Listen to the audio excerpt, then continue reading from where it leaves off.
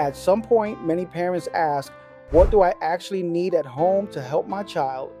Not the overwhelming lists, not the expensive setups, just the things that actually make daily life easier. Because when your child is overwhelmed, dysregulated, or struggling through routines, you don't need more stuff.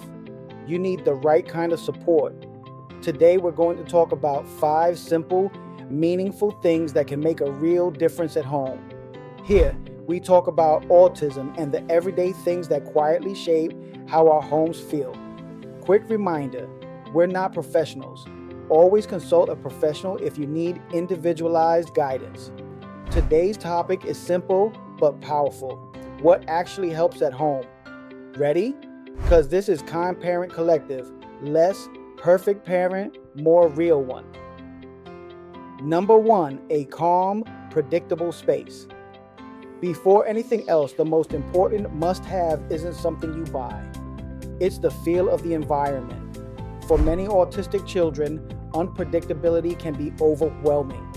Too much noise, too much movement, too many changes at once. So one of the most helpful things you can create is a space that feels calm, consistent, predictable. This doesn't mean your home has to be perfectly quiet or structured, but small adjustments matter. Lower lighting in certain areas, reducing background noise when possible, keeping certain routines consistent, because when the environment feels stable, the nervous system doesn't have to work as hard. Number 2, a go-to calm down spot. Many children benefit from having a specific place they can go when things feel too much, not as a punishment, but as a support. A small corner, a chair, a quiet area, somewhere that feels safe and familiar. You might include soft textures, favorite objects, things that help your child feel grounded. Over time, this space becomes associated with calming, not stress. And that association matters, because instead of escalating, your child has somewhere to go. Number 3, tools for sensory regulation. One thing that often gets misunderstood is this: many behaviors are actually responses to sensory needs. So having simple tools available can help your child regulate before things build up. This doesn't have to be complicated. It could be something to squeeze, something soft to touch, something repetitive to focus on. The goal isn't distraction, it's giving the body an outlet. Because when the body has a way to release or process input, it becomes easier to stay regulated. Number 4, a visual way to understand the day. Many autistic children process information more easily when they can see it, not just hear it. That's why visual supports can be incredibly helpful. This could be as simple as a basic daily routine chart, a visual reminder of what comes next, a simple sequence for tasks like getting ready or bedtime. This reduces the need for constant verbal reminders, and it helps your child feel more prepared, because uncertainty often leads to resistance, but clarity creates ease. Number 5, flexible, realistic routines.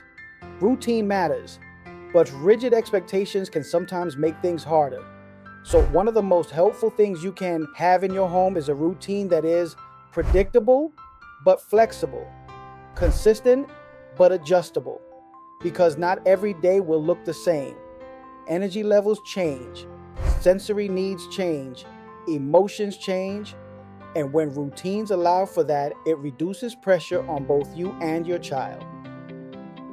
A way to reduce transitions. Transitions are one of the biggest challenges for many children. Moving from one activity to another can feel abrupt, even if the next activity is something they enjoy. So having tools that support transitions can make a big difference.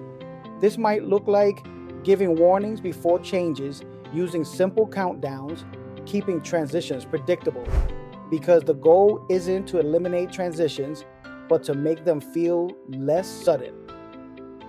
Connection over correction. One of the most powerful must-haves isn't physical, it's relational. Connection, moments where your child feels understood, seen, safe, especially during difficult moments, because when a child feels connected, they're more open to guidance. And when they feel overwhelmed, connection helps bring them back. A low stimulation option, always available. In many homes, there's always something stimulating available: screens, toys, noise. But having at least one low stimulation option accessible can help when your child needs to decompress. Because when everything feels overwhelming, less becomes more. Your own awareness. This one matters more than you think. It's easy to focus only on what your child needs, but your awareness matters too.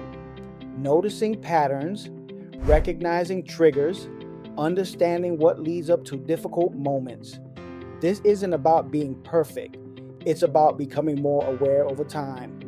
Because when you understand the patterns, you can respond earlier. And that can change everything. It doesn't have to be expensive or perfect. There's a lot of pressure online to create the perfect setup. But real life doesn't look like that. And it doesn't have to. What matters most isn't how it looks. It's how it feels. Does your child feel supported? Do they feel safe? Do they have tools that help them regulate? That's what matters. It's about what works for your child. Every child is different. What helps one child may not help another, and that's okay. The goal isn't to follow a perfect list, it's to observe, adjust, and build a space that supports your child's specific needs. A recovery space for after overwhelm. There's something that often gets overlooked in many homes, and it's not about preventing overwhelm. It's about what happens after.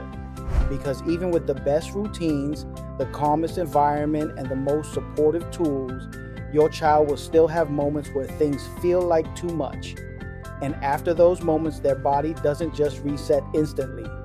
It needs time to come back down. So one helpful thing to have in your home is a simple recovery space. Not necessarily the same as a calm down corner, but a place where your child can go after a difficult moment.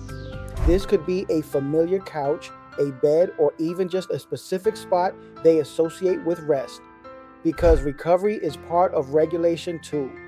And when children are given space to recover without pressure to move on quickly, they're more likely to settle fully. Sometimes what helps most isn't stopping the hard moment, it's supporting what comes after it. If you've been wondering what your home really needs to better support your child, it might not be more things, it might just be a few thoughtful shifts. Here at Kind Parent Collective, we believe that support doesn't have to be complicated. It just needs to be intentional. Because when your child feels supported at home, everything else becomes a little more manageable. And if today was rough, you still did enough. Catch you on the next one.